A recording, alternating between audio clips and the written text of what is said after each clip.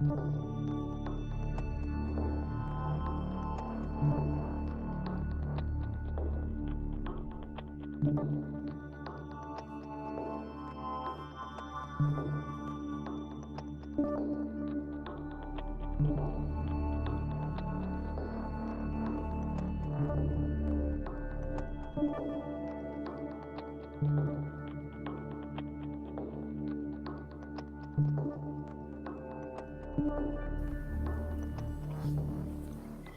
morning. Welcome to Virtual Book Club.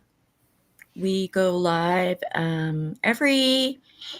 about every 2 weeks, but two Wednesdays a month every month, and we read one book a month.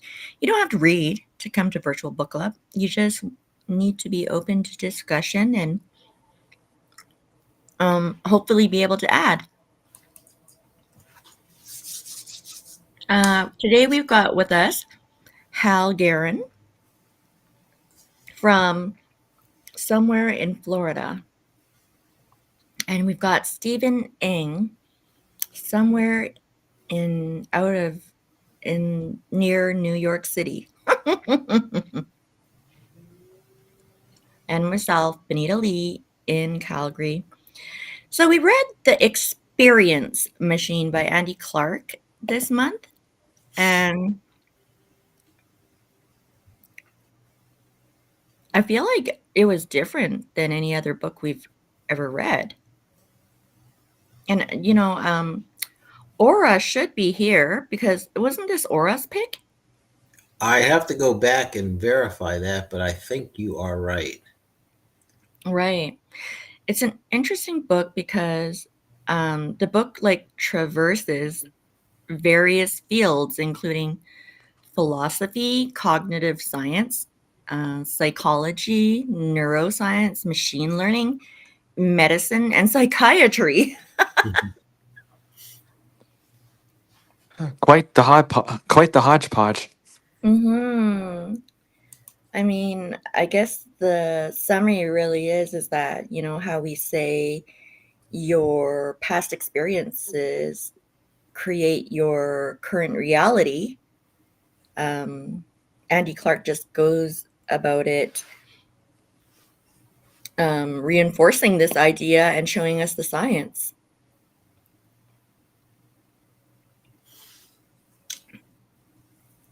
You are right. Aura did recommend this book, and we voted for it. I liked the book from the standpoint that it backed up and supported the way I thought about the way the brain works. I never thought about it, that deeply, but it makes a lot of sense that we get through our lives, our day-to-day lives, because of the predictive power of our brains. We anticipate things the way we think they should be, and act accordingly, and our brains are wired to do that. Once we build experience. So, as an infant, you don't have a world of experience yet, so you don't know. Your brain is developing these predictive capabilities, but very quickly, the child starts to expect at certain times. An infant starts to expect at certain times of the day is when I'm going to get fed. And if I cry now, something good happens. Right. There's no words. We think in words as we get to be adults because of of a language, right? But as an infant, you don't think in terms of words because you don't have a language, to base it on. But you're still processing feelings, thoughts, and emotions, and predictions. Right. Yeah, that's a great example.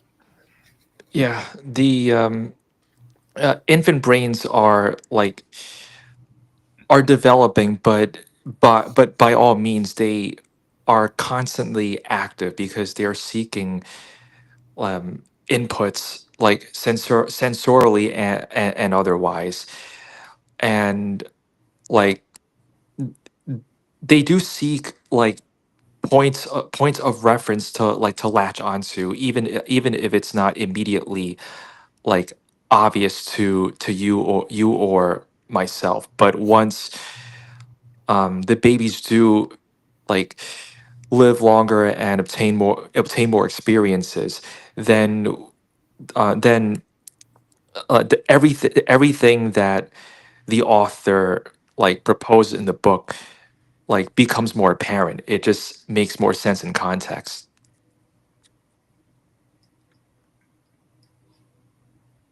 Yeah, I thought it was interesting. Certain disorders are the brains. I'm not going to get this exactly right. They talked about like autism and mental mental illness and things like that, where it was the brain not working correctly in terms of its anticipatory mechanisms. Interesting. Yeah, like your because the book is all about the prediction. So yeah, when you have um, I don't know, a disability or a superpower, whatever, um, you're not anticipating correctly. Therefore, things are more confusing. Right. Yeah, And I mean, the other part of the subtitle of the book, it's not about just how our minds predict, but also how it shapes reality. right. And um, you know, two people can look at the same set of facts and come to different conclusions because of their not only their experiences to that point, but how their brains shape the reality around them.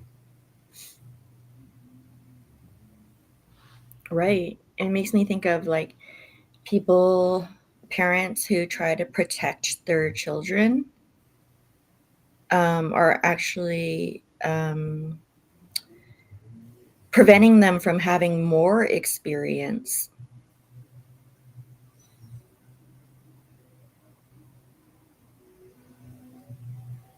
There's an argument that could be made for that. I'm old enough that I could say that when I was a kid, my parents, they didn't really care what I did all day long. They just expected that I would get out of the house, just come back by dark. When You the know, lights are they, off. they didn't care what happened in between. They weren't worried about anything. You know, and you know, you think about all of in that environment as a child. You can get yourself into a world of trouble, obviously.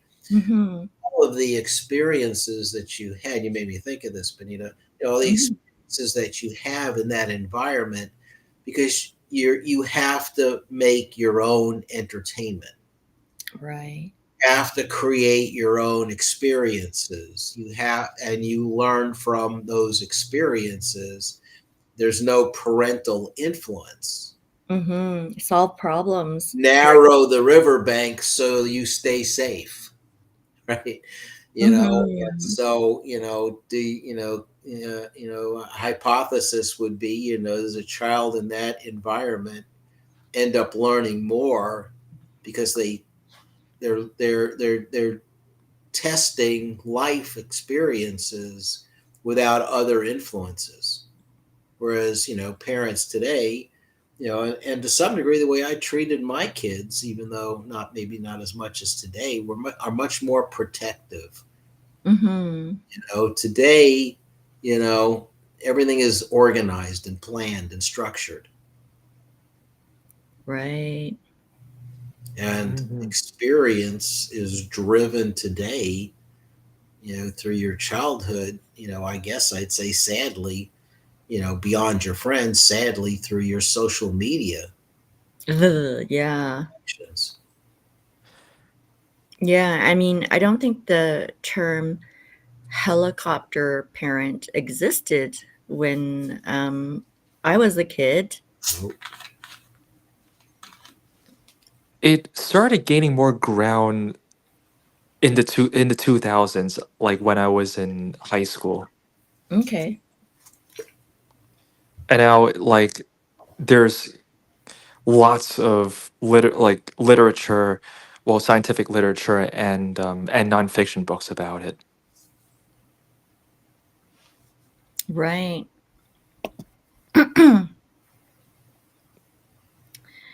um, like I've looked up these questions from Bookie and okay, we've talked about the main theme of the experience machine.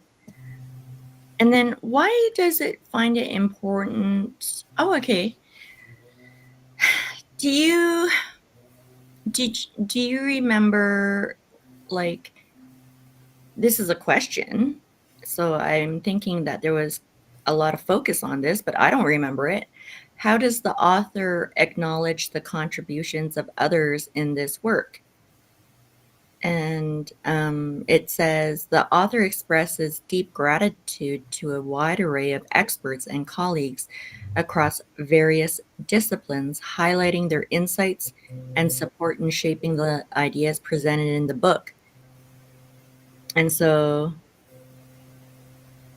I guess what it's wanting to highlight is the this reflects the collaborative nature of intellectual exploration and the importance of community in academic endeavors.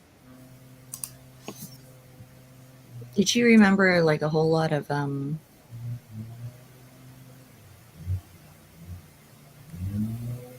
I don't. Doesn't mean that it wasn't there, but that would yeah, not be, that would not necessarily be something that would particularly resonate with me as I'm trying to I'm trying to extract the meat. Same. I mean, it yeah, me was, it neither. was, it was, I I mean, it was certainly, I mean, it wasn't full out, scholarly journal kind of stuff, but it leaned towards, scholarly writing in some places. There were places where I felt like it was sort of like, okay, I got the point, get on with it. Or it felt like it was getting a little repetitious. Right. Me. Yeah, I would say like well I'm only three chapters in, so I didn't get far enough to really think that in depth about it yet. But from what I've read so far, I would say the overall flow is that it's colloquial enough for me to follow it, provided that I'm paying my undivided attention to it. But at the same time, um it does at times like veer into scholarly like language where I'm like okay, okay, so I get I get the gist now. Like, can you please connect the dots without talking too much shop? Yeah. Yeah, because I have no problem understanding his accent. It's connecting the dots that like keeps me on my toes. I Yeah, don't know if you can you bring us there without meandering through too many gardens and stuff? exactly without pulling out too many weeds and tripping over every word. Right. Yeah. I'm Well, trying. I really wish Aura was here to defend her choice. I mean, it was, again, to me, it was a worthwhile read. I probably gave it a 3 or a 3.5 on my goofy rating scale. Um, just because just because I'm the old. I say this sometimes too often. I'm glad I don't know that I would have picked it. Glad I read it, but it wasn't some earth changing Right. for me. It was like, okay, supports it puts more meat on the bones to the way I guess I thought about things anyway. It backs it up Yes. Yeah. scientifically. I Yeah, mean, like I for remember I can't find it right now, but there was one thing where there were like little sound passages. If you went to the place on the internet where if you listened to it not knowing what the words were, it made absolutely no sense. But once you knew what the words were, you could pick out the words, and then you couldn't hear it without recognizing the words. And it was the brain. It was a great example to me of this predictive capability of your brain. With no other information, I can't understand what this garbled noise is. And as soon Interesting. as you told me what to expect, I heard it clearly. Right. there's a passage about that in chapter 2. Okay, I couldn't Yeah, find it. that Just flip back. Maybe it maybe was that's early on in the book. yeah, maybe that's what you're referring to, Hal, because like he was playing those clips because I listened to them on audio. Like he was playing them as an example to demonstrate like how the brain can fill in the gaps, just to sum it up colloquially. Right. Hmm. Sometimes I wonder if I'm reading the wrong book. How Why's did I that? miss that? I mean, it was one of Oh, those things where I just so happened where, and again, I can't find it right now, but I Yeah, do no, that remember it sounds early in the interesting. book. But it I'll go was, back. if I were reading it and I wasn't near a device or it wasn't convenient to take that extra step, I would have just kept reading.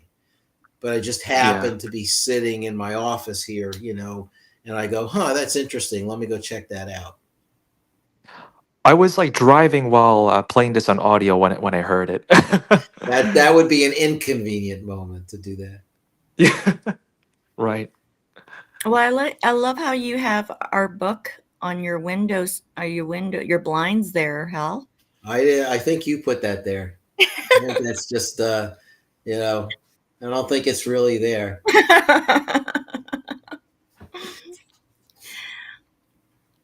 Yeah.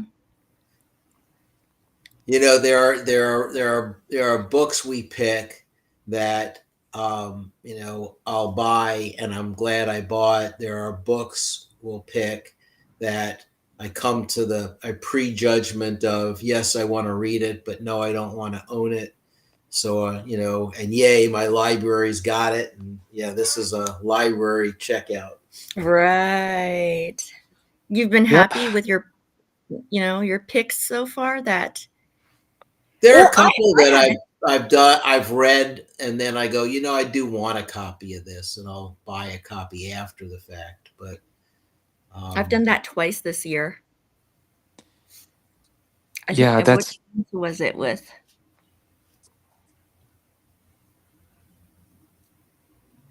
It'll kind of be fun to have like a recap too at the end of the year. Like, okay, here. Nope, that one. Okay, we did the Diamond Eye, yep, the well, Cadillac Desert. yep, that was back like in March. Yeah, we did Leadership, Yep, hmm Doris Doris Kearns Goodwin. Kearns. Yeah, Material World, Ed Conway. yep, that was a nice one. Did we do the Stolen Queen too? Yep, we did. Yep. We did two Fiona Davises. No, one was Kate Quinn. Oh, right. That's right. The next conversation. Yeah, I got that one. I remember I listened to that, but then I needed to get it to have it physically. Wise Gals, Yeah. All the Light We Cannot See. I already had that. I love that book. Turn the Ship Around, and The Look at Experience. that. How you had those just all handy to appear on my shutters. Yeah, I did. It's like projection. Your mind, it's the mind at work. That's right. You're not, it's not really there. You're just Not really projecting. there. Yeah, I'm just seeing it. You're projecting it. Yeah. And there was probably a few more because that's not 11. Well, let's see here. We did Nexus. We did Oh, right. Domini. We Yeah, did that was the one I Cadillac wanted to Desert. forget. Leadership in Material World. Stolen Queen. Next Conversation. Wise Gals. All, yeah, you got them all. Huh. Shouldn't we have 10 months? Yeah, this would be 11. Oh, okay, okay, got it. I guess I wanted to put Nexus out of mind because after reading Sapiens by that author, Noah Yuval Harari, Yep. I thought Nexus was going to be amazing. It was not. So that was the month where I was the one that chose the book, and it turned out to be kind of a dud because my expectations were really high. But Stephen, have you chosen any books this year? No, I have not. Have you put any in I for? think part of the problem, is my fault on that because Stephen hasn't been active on LinkedIn, and we've been doing most of the dialogue on LinkedIn. I'll get this like afterthought. Oh yeah, I never asked Stephen, so I'll catch Oh, him that's on. fine. That's fine. I'll catch him on votes, but it's like by email. But I got to get better at doing it on the front end. Yeah, I All mean, good. we're gonna have to remember that, or Stephen's just gonna come back on LinkedIn. Indeed. But Yeah. no, but as but no, I have not given any thought into into proposing a potential book to read. There are just so many out there that sometimes I like to just see what everyone else pitches in so that I have the opportunity to expand my taste. Cool. It would be kind of neat if we found out what the library was um, selecting as like the read of the month or whatever. Yeah, well, we have a lot of new books um, being purchased from my library all the time. Um, so there are just so many to choose from. But I'll see what I can do. Okay. Well, we got December's. That's Yep. the world played chess. Um, Yep. I had listened to the audio book previously, and I'm seriously thinking because I loved it so much of just listening to it again. Um, and so that's December. Okay. That's Robert Degoni, and Yep. looks like our January pick, even that went to a A tiebreaker. typer. Exciting stuff. And Yeah. book club, we went to a sudden death tiebreaker. Um, it looks like ultra processed foods is going to be the winner, but I might propose that because of the tie, that maybe we just not go to a vote for February and just do 1929. I mean, Ooh. it's a bestseller right now. It's on It the is. bestseller list. It might be a little dense, because, but it's probably quite instructive to really understand the onset of the Great Depression Hmm. in our current times. Yeah, and I met someone in Houston that would love to join our book club, and he's a history instructor at one of the universities. Wow, Oh, So that might be cool. that like might be intimidating. no, no, Well, down he to earth instructor, not like the professorly type. He's like he coaches football and he teaches history and he used to be a truck driver. So not like a not like a stuffy academic. one of my one of my teachers from when I was growing up, uh, like also taught history, and he was the school's football coach on the side. Oh, cool. You just reminded me, Benita. Yeah. Do you remember his name? Yes, I do. I remember his full name. Oh, wow. It's interesting, like that a teacher would have so much impact on you that you would remember his name. Like maybe it's because I'm just too old now, but I can't remember any of the teachers' names, even if I liked them. That happens. He he was a very down to earth guy, and he had this like old soul, but at the same time sassy like sense of humor. That's what Yeah, made that's him what we memorable. yeah, that's what we need for our book club. That's us. That's us. We're all old souls with sassy sense of humors. Um, but that's the thing, like when I mentioned to this history teacher that we have this virtual book club that I Mhm. think you might want to join, he said, "You have a virtual book club? That's really needed in our society." Like Oh wow. every every educator agrees out there that, children need to read more books, but they don't even know how to write cursive anymore and but they know how to type 60 words a minute. Well, that's a different style of typing on your mobile device. Yeah, so it's interesting. So like I want to keep this alive. Reading is like this dying art form. Like what are these authors going to do?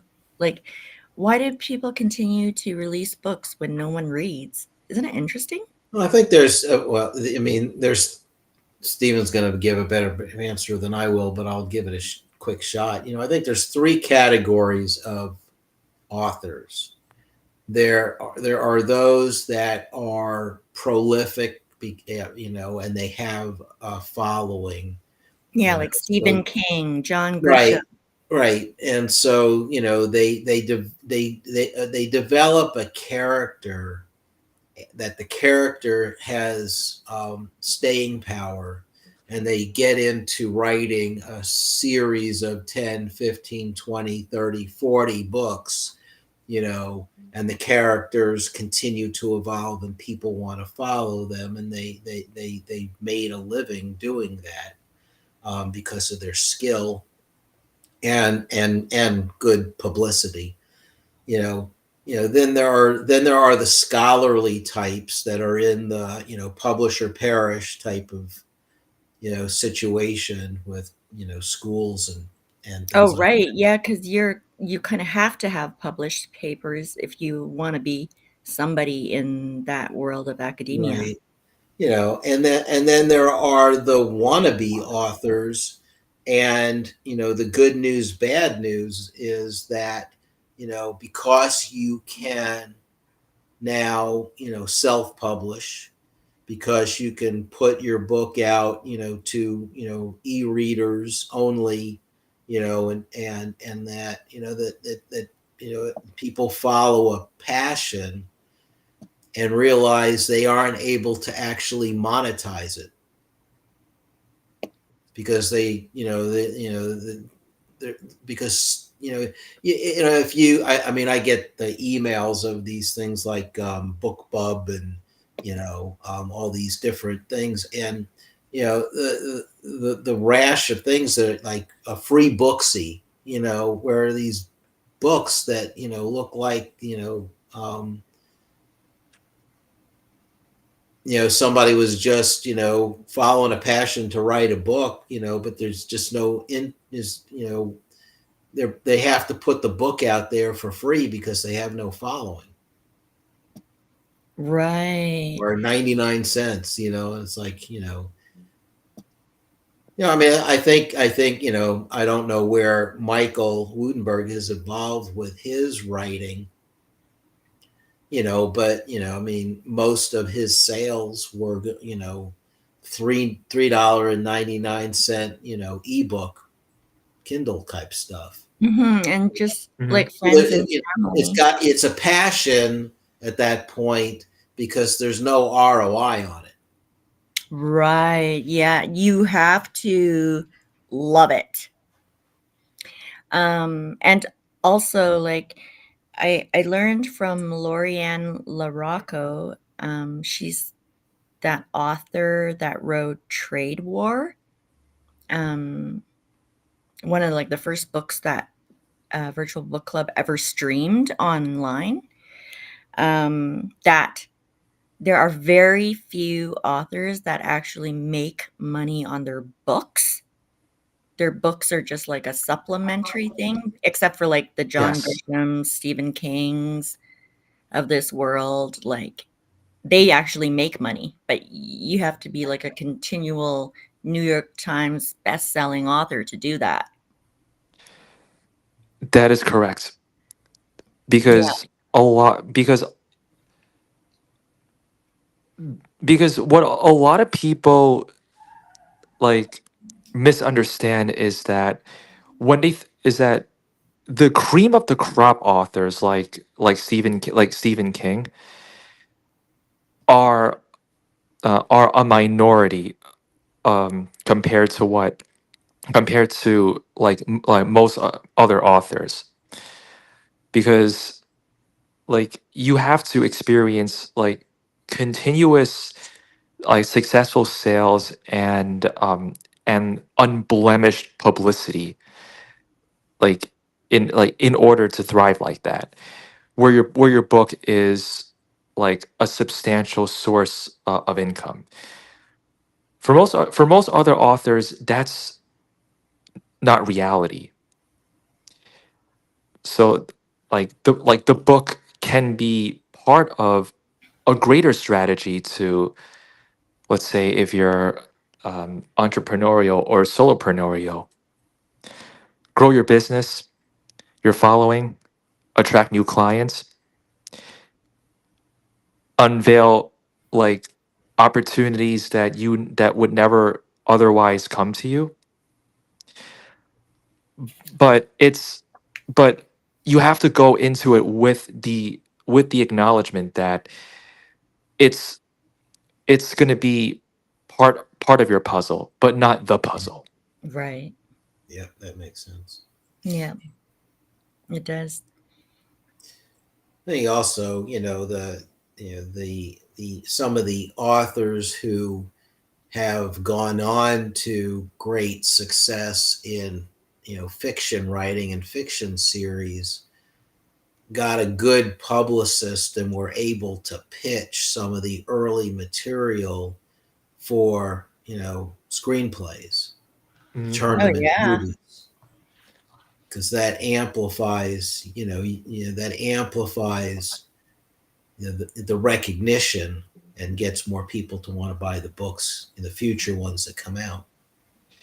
Yeah, and that's well, and that can vary depending on the author's depending on who the author publishes with, like and and the rights that they hold, um and the rights that they hold to the author's work, because certain publishers can then, like, because once the publisher holds the rights to your book, they can then sell those rights to to movie producers, and then that's how books, like that's how screenplays of the books are produced. Yep. Okay. And so then does the author get a cut of that? Well, by that point, Benita, like the rights to the book are in the hands of whoever acquires them. So Okay. you're yeah, Okay. by that point, it's completely out of the author's hands, from what I understand. I hope they get royalties. Yeah, I would think someone, the ones that come to mind to me, there's plenty of examples, but like a Lee Child who created the Jack Reacher character, Hmm. Okay. and how that, became, a series of, yeah, and um, Michael Connelly and the Harry Bosch character. And Connelly again with the Lincoln lawyer, Yeah, and no, I those. hope there's like royalties involved.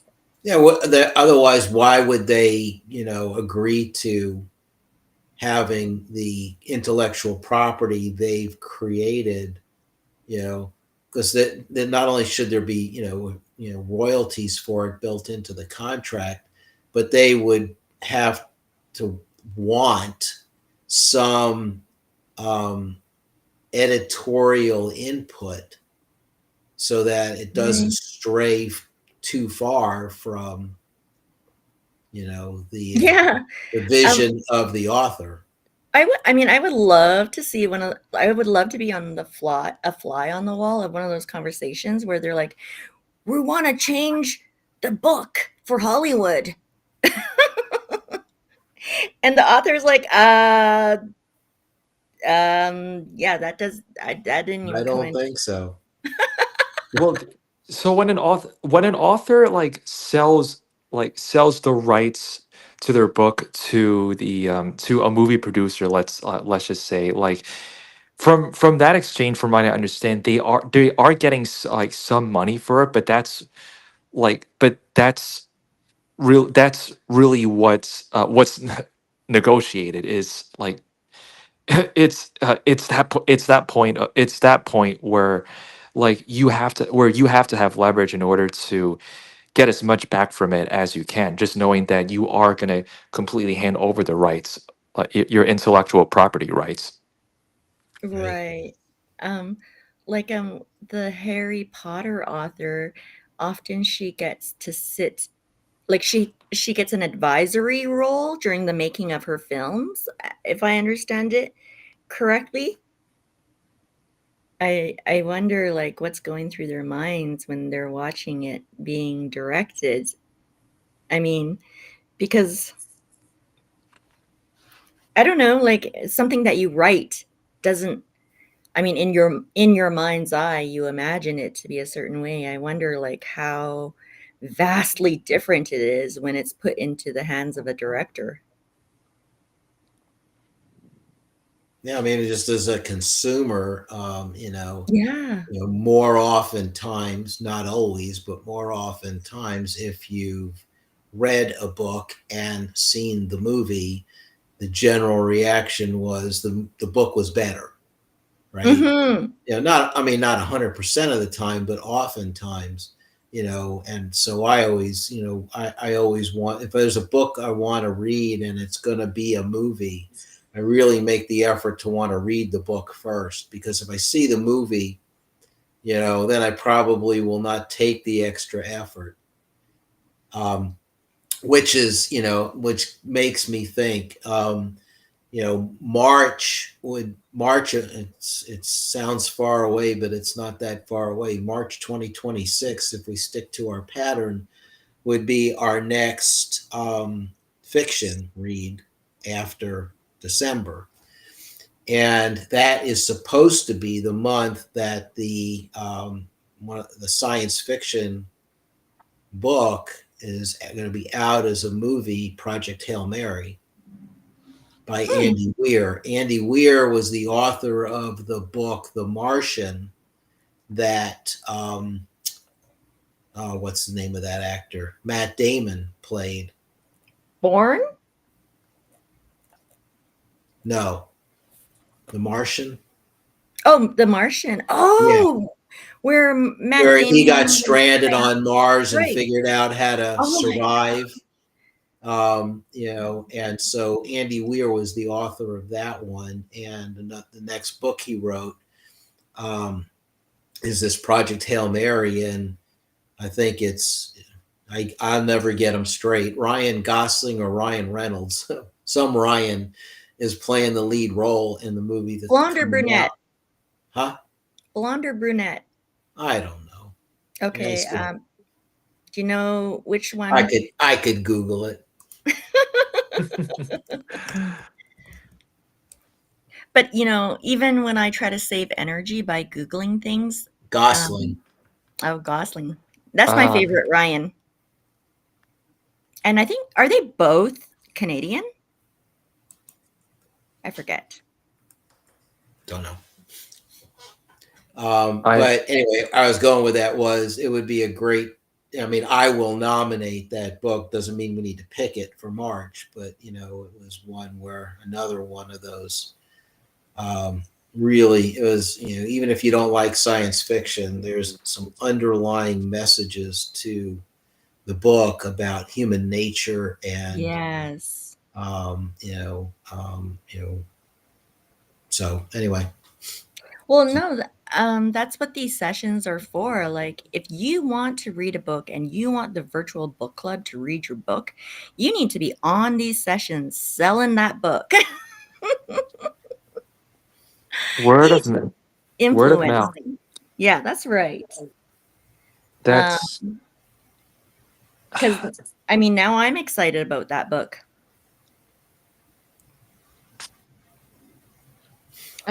That's a great lineup, I think. If it was the World Play, no, hold on. December is the World Play Chess. So January, we're starting out with ultra processed foods.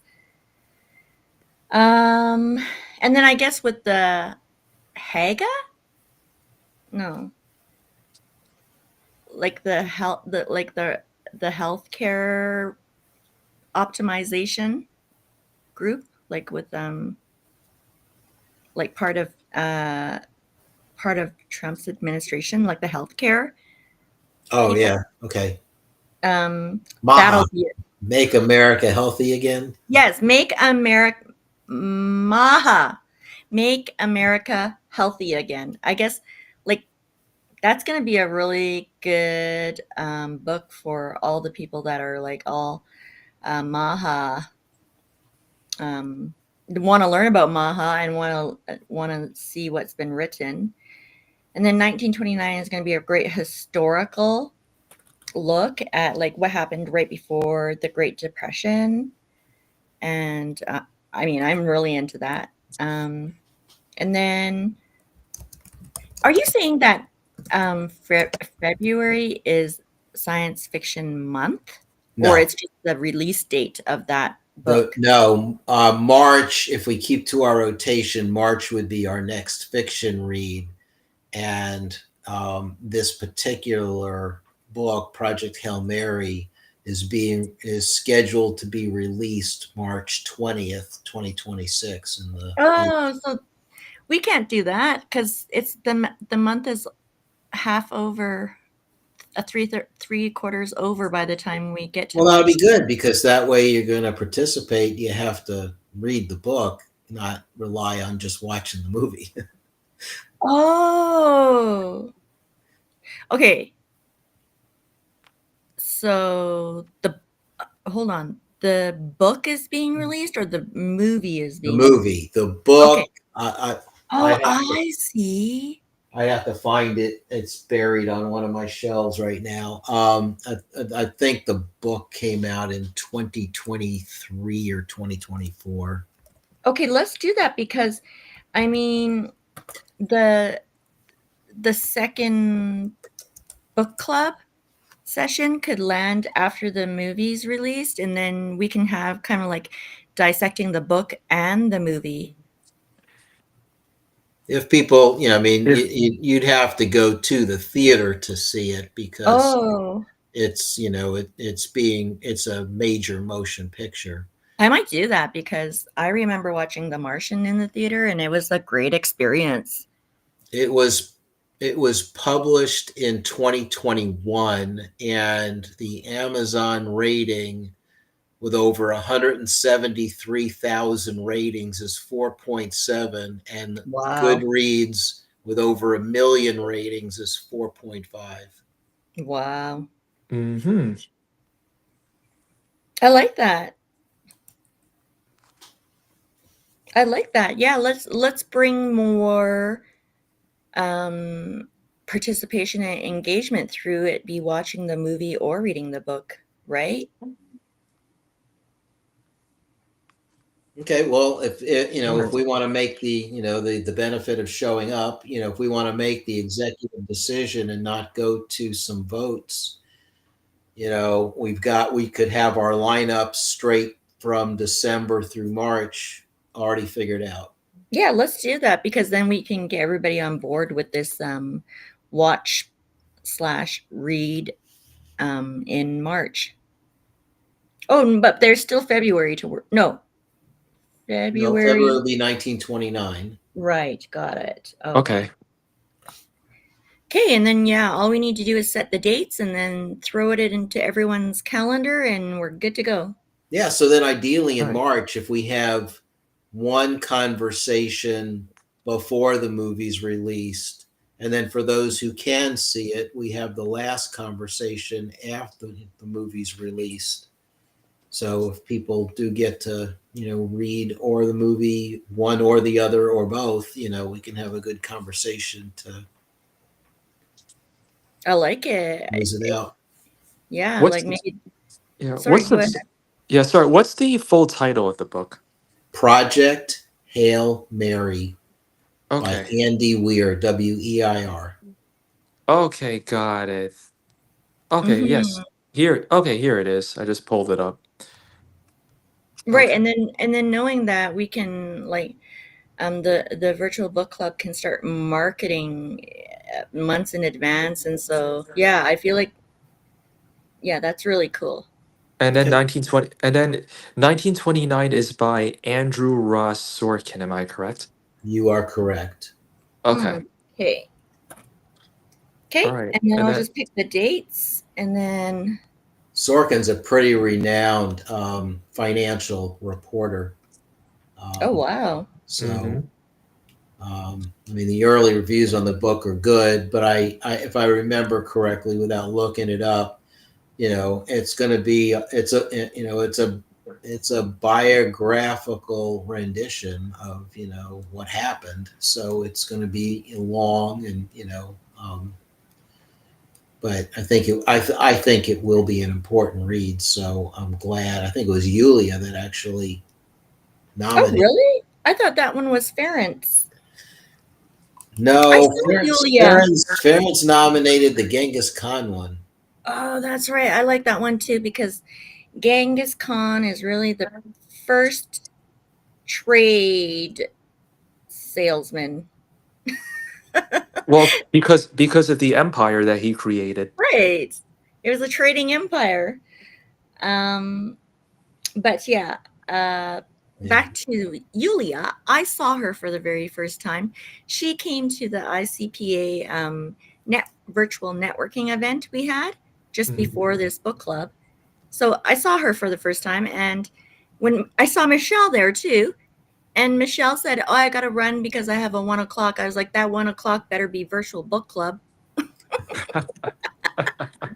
But yeah, no, neither of them Aw. showed. So Aw. um, we'll work on it. We'll work on it. Well, it's still fun that you got to see both of them. Yeah, it was. And all this virtually. I'm so happy that we have this virtual book club. It's a chance for multidisciplinary professionals from every walk of life to learn from each other, read books, be total book nerds. Like we share pictures of like little free libraries we see all over the world and bookstores and libraries. So if you'd like to join, like this is your chance. Start 2026 doing the thing that nobody is doing. Like, we're a dying breed. No, apparently, the stats of reading is like dismal. Nobody in this world reads, and nobody's teaching their children to read. Like, um, we all believe we're all bibliophiles here, and we believe in the cause. So I'm going to continue to host this virtual book club as long as we have people that attend. And it's not a big commitment. It's twice a month, and if you can't make it, you can't make it. Well, we understand that other people have full-time jobs that where they have to be in an office. Any last words, Hal, Stephen? Nope. We need to, we've got this was the first of two discussions on the experience machine, so I'll give some more thought between now and the next conversation for some other things we can talk about with, hopefully a couple of other participants. Yeah, let's find And some stuff we can chew on. yeah, I will have. I'm in agreement. I will have more input once I finish the book. Okay, sounds good. And oh, there's somebody that's watching? Oh, Yulia is live, or Yulia is here. She just didn't come into the studio. Oh, Oh, hi, Yulia. Oh, it was right after I said it. You were just lurking, Yulia. You didn't come in to say hi to us? Yeah, exactly. Yulia has the studio link. Like, this is how it works. You want to join and you want to be in on the conversation on screen. Um, you need to pass a vetting process. But then we'll add you to the conversation in LinkedIn. And then from that point, you get the studio access. If you're just like lightly lurking and don't know whether you want to join or not, then just follow the virtual book club on LinkedIn, and we'll always have the announcement and the events in there as well. So you can just join as a participant in the comments. So thanks for joining us today, Yulia. Um, and hopefully Also, we'll see you in person next time. also, thank you for anyone lurking who joined passively. That's right. Lurkers are welcome. We don't know who you are, but you're welcome. You can read the book, not read the book, but um, basically, we want to encourage people to read. Like, we do fiction books as well as nonfiction. There's really something for everybody sometime during the year. Okay, so goodbye, and we'll see you. 2 weeks. Yeah, on Thanksgiving Day, isn't it? Thanksgiving Eve. Thanksgiving Eve. We'll see you on US Thanksgiving Eve.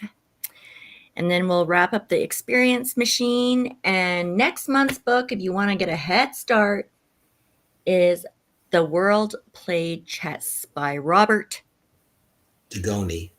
Dugoni. Dugoni.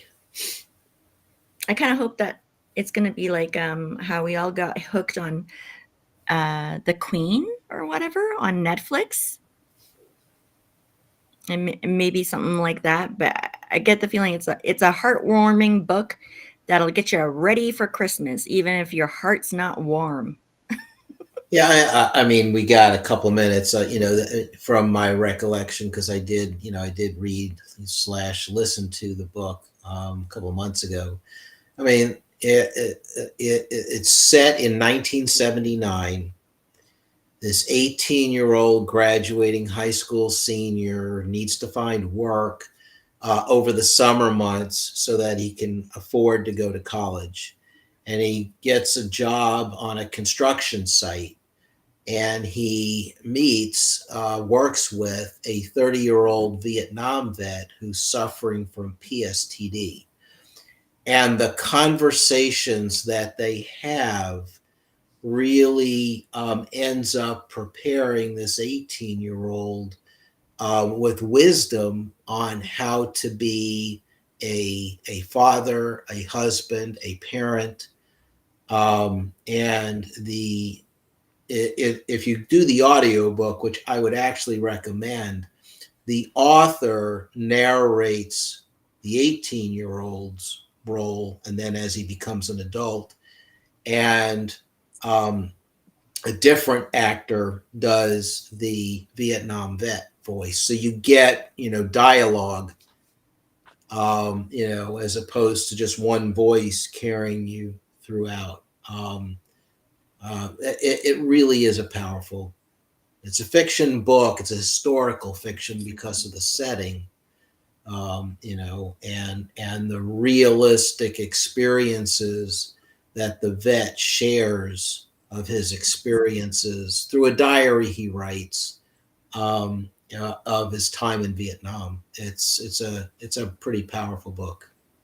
Yeah, no, I can't wait. I get the feeling that there might be some waterworks. And but you know what? I think everyone's craving like humanity, stories of humanity, in this world of like fastly progressing AI and digital technology.